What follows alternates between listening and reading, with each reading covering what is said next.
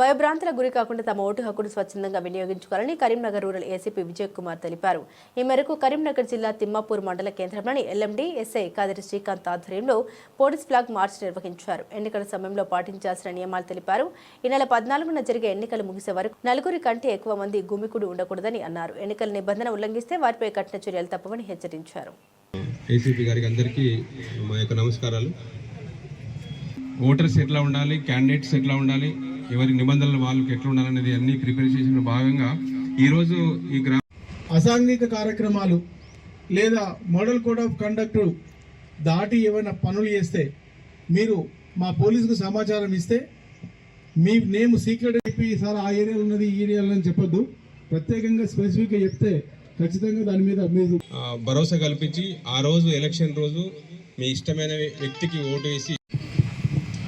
తిమ్మాపూర్ గ్రామ ప్రజలందరికీ మా పోలీస్ శాఖ తరఫున నమస్కారాలు.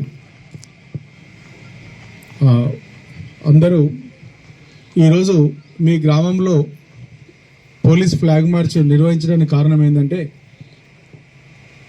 గ్రామ పంచాయతీ ఎలక్షన్ సందర్భంగా గ్రామంలోని ప్రజలందరూ నిస్వార్థంగా స్వేచ్ఛాయుత వాతావరణంలో ఓటు హక్కు వినియోగించుకోవాలి.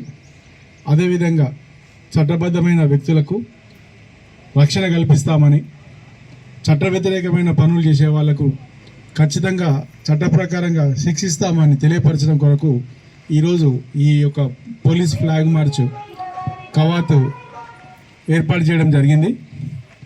మీరందరూ గ్రామ ప్రజలందరూ ఈ యొక్క గ్రామానికి మంచి పేరు తీసుకురావడానికి మీరందరూ ఎటువంటి చట్ట వ్యతిరేకమైన పనులలో నిమగ్నం కావద్దని, అదేవిధంగా గ్రామంలో ఎటువంటి కేసులు నమోదు కావద్దని, ఒకసారి మీరు ఎలక్షన్లో కేసు నమోదైతే ప్రతి ఎలక్షన్కు బైండ్ ఓవర్ చేయడం జరుగుతుంది. అదేవిధంగా ఎప్పుడు ఎటువంటి ఇన్సిడెంట్ అయినా కూడా ఈ వ్యక్తులను తీసుకొని పోయి ముందు ప్రివెంటివ్ అరెస్ట్ చేయడం జరుగుతుంటుంది. అనవసరమైన కేసుల్లో రావడం వల్ల ఎవరైనా విద్యార్థులు ఉంటే ఆ విద్యార్థుల వాళ్ళ యొక్క భవిష్యత్తు దెబ్బతింటుంది. వాళ్ళకు ప్రభుత్వ ప్రైవేట్ ఉద్యోగాల్లో ఎంక్వైరీలో పోలీస్ కేసు ఉంటే వాళ్ళకి జాబ్స్ రావు. కాబట్టి అనవసరమైన విషయాల్లో మీరు ఇన్వాల్వ్ కాకుండా మీరు నిర్భయంగా మీ యొక్క ఓటు హక్కును వినియోగించుకొని 14th డిసెంబర్ రోజు మీ పనులకు వెళ్ళిపోవాలి. ముఖ్యంగా ఏంటంటే ఓటు హక్కు వినియోగించుకున్న తర్వాత ఏం జరుగుతుందో ఏముంటుందో అని మనం టైంపాస్ కూర్చుంటాం. కానీ కొందరు కావాలని మిమ్మల్ని ముందు పెట్టి ఏదైనా గొడవ సృష్టించే అవకాశం కూడా ఉంటుంది. అప్పుడు ముఖ్యమైన వ్యక్తులు తప్పించుకొని అమాయకులు ముందుకు వచ్చి ఏదో అలా ఉండడం వల్ల ఇబ్బందుల పాలవుతారు. కాబట్టి ఆ రోజు ఓటు హక్కు వినియోగించుకున్న తర్వాత మీ పనులకు వెళ్ళిపోవచ్చు. 144 సెక్షన్ ఉంటుంది. 4-5 కన్నా ఎక్కువ ఉంటే వాళ్ళ మీద కేసులు నమోదవుతాయి. కాబట్టి ఈ విషయం మీకు తెలియపరచాలి. ఈ కొన్ని విషయాలు తెలియపరచడం కొరకే